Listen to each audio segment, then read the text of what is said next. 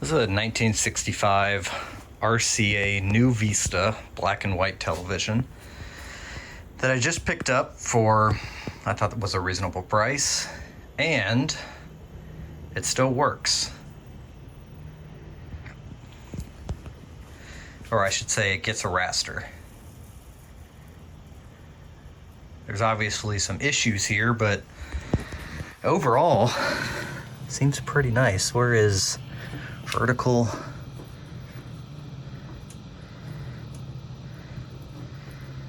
All right, that's vertical. Let's see what else. Contrast, brightness, down, up. Pretty bright image. But, you know, has some issues, but, you know, the owner turned it on already.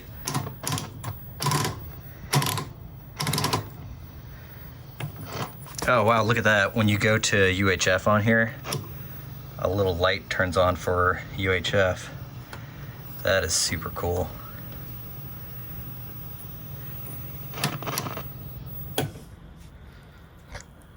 Awesome.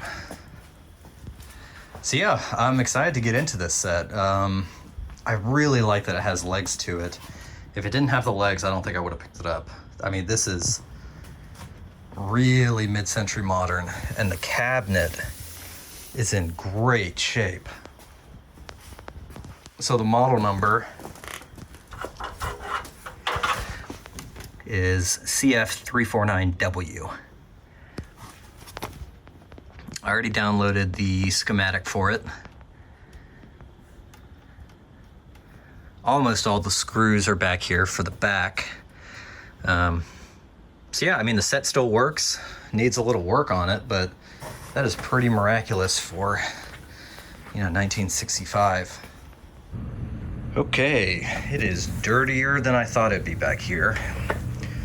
Surprisingly, the yoke protector and that also holds the centering rings is still intact.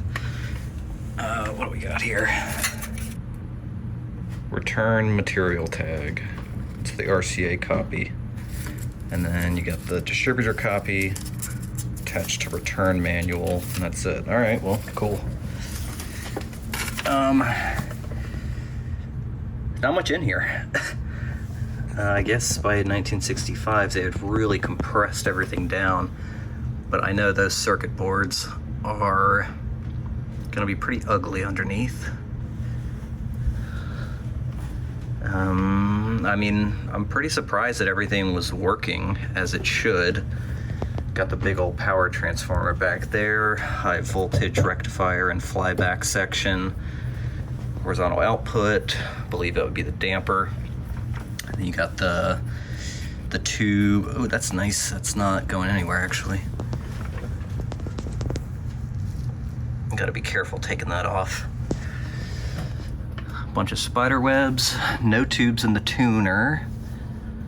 Oh wait, maybe one for, I think that's one back there, but for UHF, no tubes. Got the chassis number, KCS 136XD. Yeah, everything's pretty accessible. So you detach the yoke from the chassis, detach the high voltage cable, and then I guess you unscrew the chassis from the set, and then the chassis just slides out, I assume. Yeah, because the picture tube is actually mounted to the cabinet. And that tube needs some cleaning, that's for sure. Let's see if I can help read this. 23 ENP4 picture tube, 3A3 rectifier. Well, let's clean this up a little bit. Actually, let's pull the chassis out, get it all cleaned up. It looks like this has had a little bit of work done to it. All right, let's go ahead and get this out of here.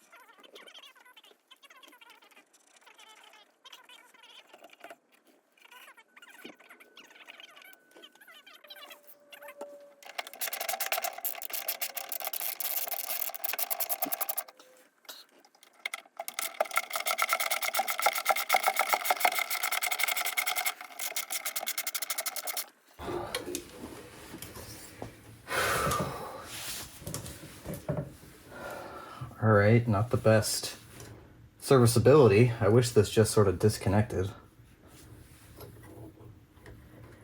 Okay, so this is going to be a little bit weird to sort of be moving around this chassis, because I'll need to get under it and be on top a lot of the time with these different circuit boards. So I wonder if I can just cut out all the wires going to the tuner and then make little plugs so I can keep that part in the cabinet. And then when I put the chassis back, I can just do the wires and just plug them up, because they're all different colors. Okay, so I got the tuner set up here.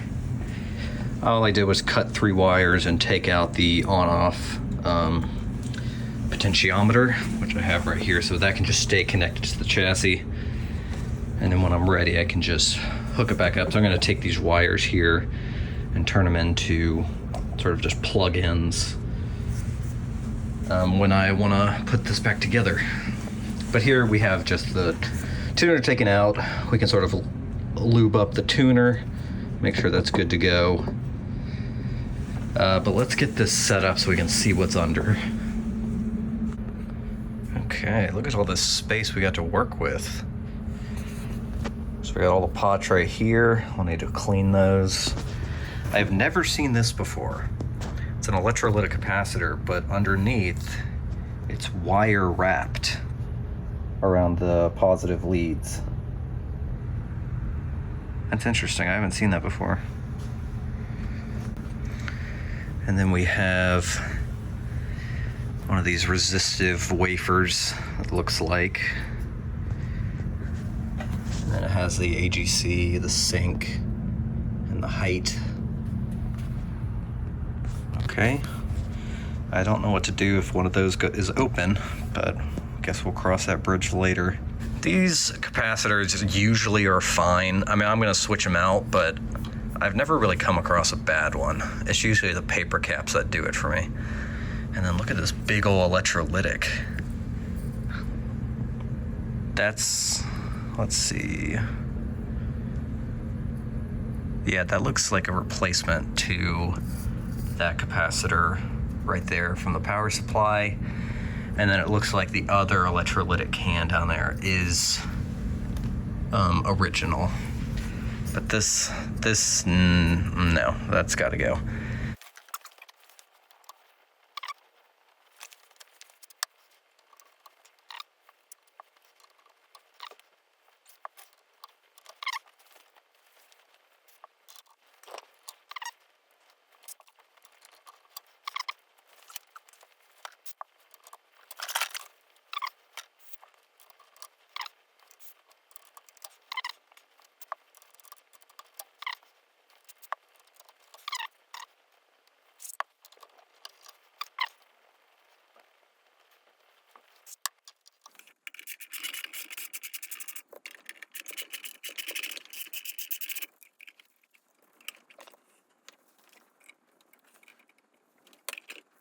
This has got to be one of the weirdest designs I've ever seen. So the 3A3 high voltage rectifier tube's up there, and the anode on it goes down into the flyback. But I guess they really don't want you in the flyback section when the set's on, because this has to be closed for the anode to go directly into the flyback. So the anode goes directly into the flyback. That is a very strange design. All right, well, I guess I just clean it up and then close it up. At least we know the flyback's good. All right, little update. I don't like showing all the soldering. I just feel like it's boring for many people. It's the same in every project. So for this cap that we had here, what is it, this one, took that out, put in a terminal strip. We got a 150 here, and then we have a 150 here from this other electrolytic. We still have 3 caps to replace in there. I replaced the not waxy caps, but these, I forget what they're called, but they're usually pretty solid, but I always like to replace them just for longevity. And then up here, this electrolytic, if you remember, up top, put in a terminal strip here, and then wired the connections to the terminal strip.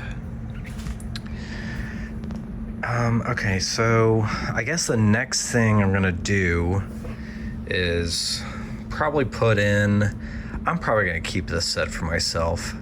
I really like how this set looks. I'm probably gonna put in another terminal strip to get these rest of these 3 electrolytics out of here, possibly right here. I replaced one cap right there. Oh, another one right there. That was a paper cap, actually. I think it was the only paper cap I saw on top. But I'm going to replace the rest of those capacitors right there, those big bulky looking things, and possibly test that resistor right there. It's bulging a little bit, so we'll make sure that that's good to go. On the audio output transformer, I put these little slots, and so the wires for the speaker, I'm going to put the other side of these, so these can just sort of plug in when I put the chassis back, so it just makes it easier, so I don't have to take the speaker out every time. And I've actually never seen this before. Tube right here, transistor right here. This is totally out of my wheelhouse to deal with plug-in transistors. That's what it looks like. New Vista. That's the socket for it. I don't like transistors. I like tubes. But, you know, we're entering in, I mean, this set's from 1965, so I imagine transistors were sort of rolling in quite nicely.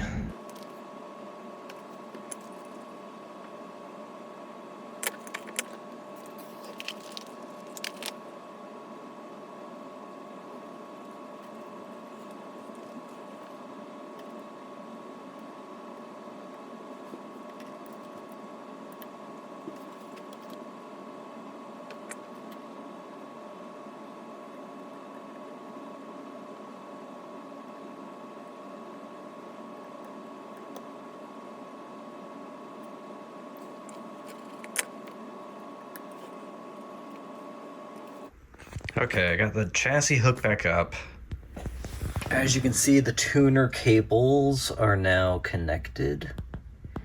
I just have some alligator clips to connect the speaker, and I'm not putting back in the on-off volume control yet because I put the tuner in first, and I can't really access putting that in. I just wanted to do this sort of as a soft power-up. I replaced 2 of the older capacitors on the board. I left in the orange drops and a couple of the original, is it Mylar caps? Sort of those dark purple ones, those dark red ones. I just want sort of a basis of how we're looking. All right, getting filament. It's good.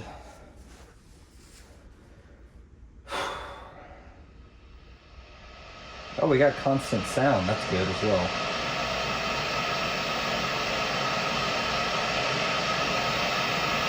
Oh wow, alright, that felt out nice actually. Yeah, well, there we go. Okay, well.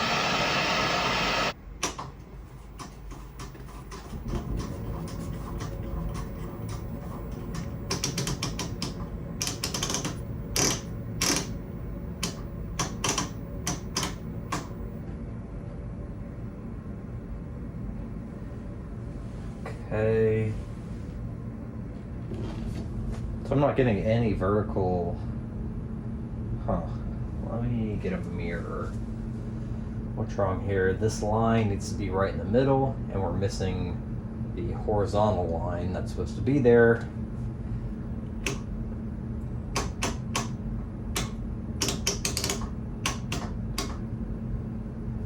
No, I think all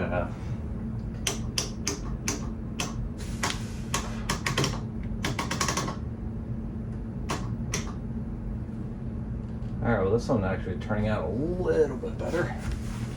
I mean, we have some sync issues, that's for sure. And the horizontal is pretty touchy. And the horizontal isn't locking in the right place. This should not be here. It should be just this checkerboard pattern.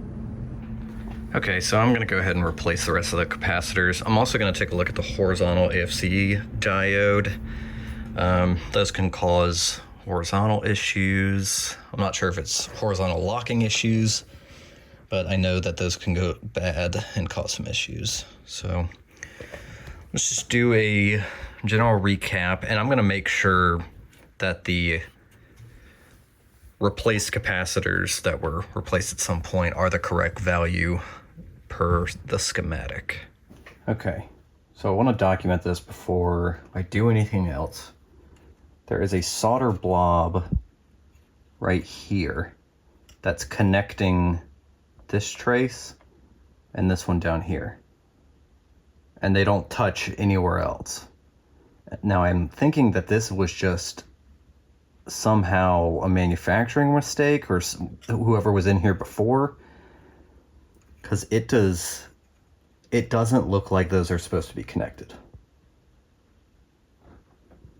So I'm going to unsolder right there and see if just it's accidental, or if there is a wire, or if there's just a tiny wire that's jumping these two components. But if it's just solder, I think that that's just a mistake. Yeah, there's no wire there. It was just two components accidentally touching. I wonder if that had to do, I mean, it might, but I wonder if that had to do with the problems we were having. All right, let's give this another power up again. Let's see how we do. That horizontal is still not great. And where are the horizontal lines? I guess they're there. Oh, there we go. So why does it look like that? Contrast looks good. Don't know what that extra shit is.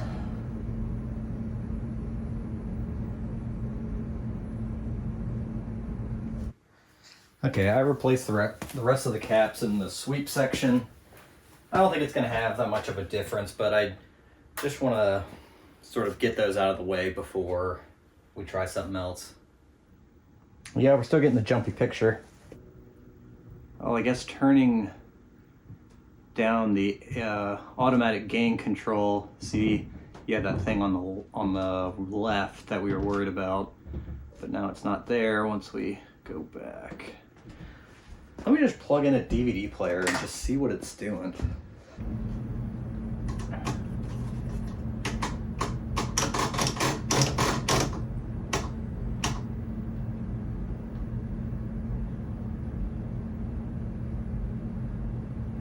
How did that just work? I'm between channels right now. And that just made it better. How is that possible? Yeah, there's a problem, but at least you get a pretty fuzzy picture. Let's turn up the volume. Let's see if even between channels we can get some audio here. Nope. No audio.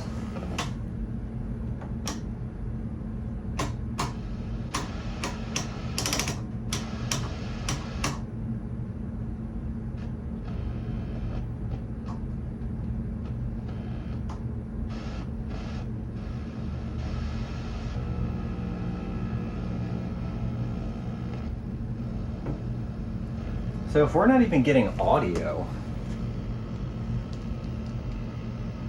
what is the, something wrong with the tuner then? Because something's definitely going on if we have to go between channels with the tuner for it to work. Because we go over here, we're getting snow from the tuner. Like if we unplug the aux cable that goes to the tuner, it would just be snow, I believe. Wow. well, problems in the tuner. So actually, let me show you exactly what I did. Let's see how this picture lock is.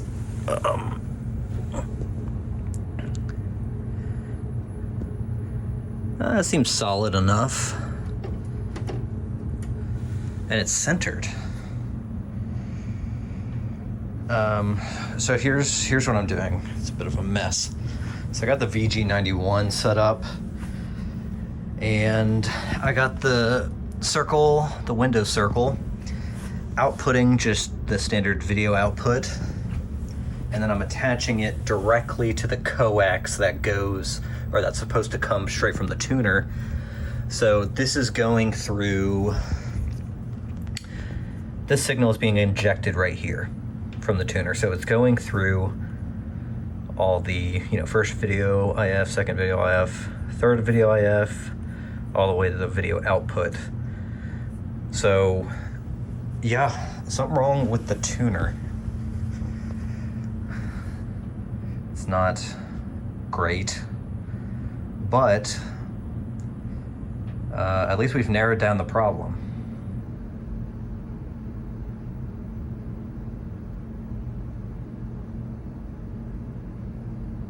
There we go. It's better. Okay, I'm injecting the signal from here directly into the grid of the video output tube. Picture is okay. I mean, we're still getting some horizontal issues, so there's potential another problem there. But also I didn't lift like the trace of the grid off and then inject the signal there, so it still has, the first, second, third IF messing with the signal. So I'm gonna wait for the new tube to get here for the tuner before I actually do something drastic, like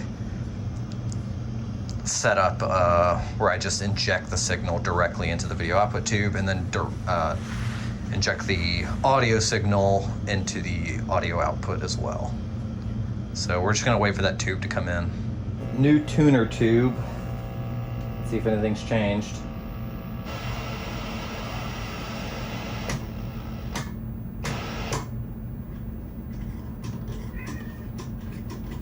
No change.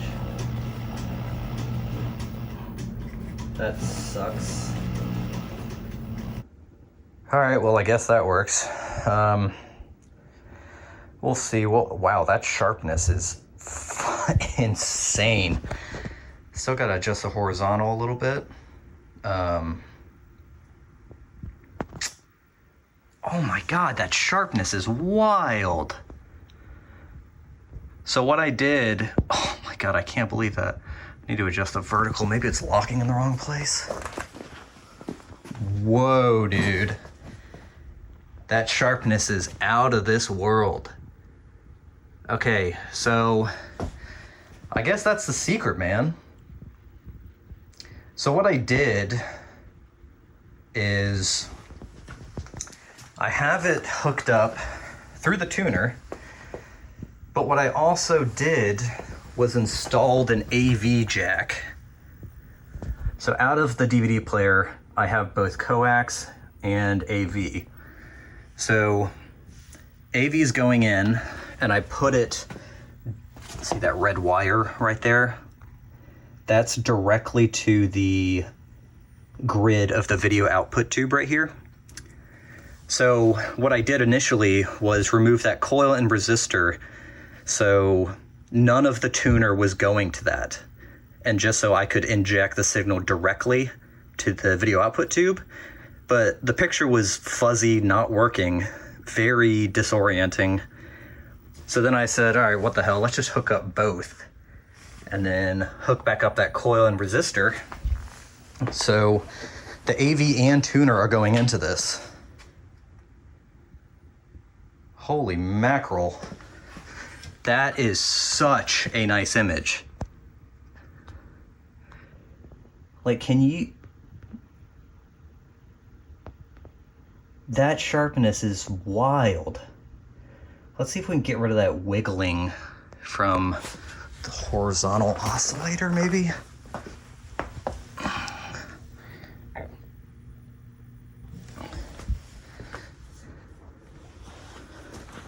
I think that might have adjusted it, yeah.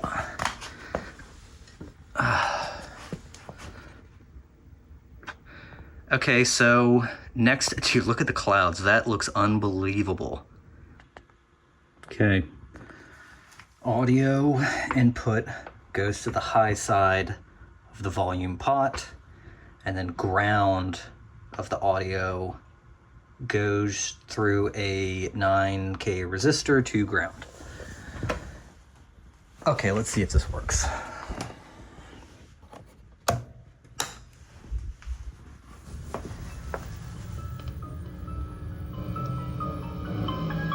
It does. How about that? We're still getting a little noise from the tuner, of course. God, it's like we're so close. Okay, I think we got it. I switched to channel 4, and oh man, it's solid. We still have a little something coming in. Let's see if the horizontal will take that out. Then who is your lord? We don't have a lord. What? Okay. We're an anarcho-syndicalist commune. We're still getting some sound from the speaker though. Yes, but all the decisions of that officer. All right, there we go. I put the output different on the audio channel. I put it to the component audio out, and we're getting a lot less sound. Good tonight. Will you come with me? Dude, hell yeah. Then I dub you Knight of the Round Table. Dude, look at that focus. It's almost unbelievable how nice the focus is.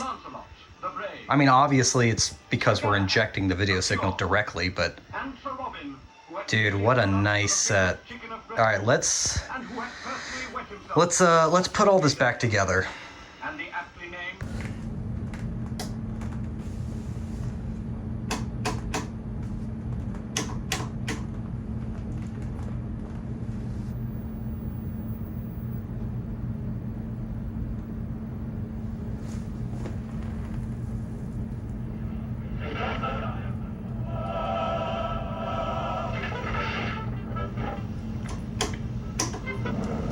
Okay. There we go. Oh, don't grovel. One thing I can't stand is people groveling. Sorry. And don't apologize. That's it, everyone. This set is absolutely gorgeous. Forgive me that, and I'm not worthy. What are you doing? Well, I mean, this sharpness is totally insane. Oh, whoops. Brightness. Where's brightness? There we go. Look how strong this tube is, man. It's almost unbelievable how well this turned out. I mean, this is fantastic. I mean, it's a shame the tuner didn't work just by itself, but I mean, look at that sharpness. I mean, combining the tuner with the AV cables going directly into the video output and the audio output, or directly to the volume control, I mean, it worked out. And just to show you the back, I drilled holes in the back to put in the AV cables. So got the coax set up there, and then you got the video and audio signal going in there with the original plug, which should be fine. Yep. You are the keepers of the Holy Grail. The Grail is in here. Oh, but you are tired, and you must rest a while. Midget, Cracker,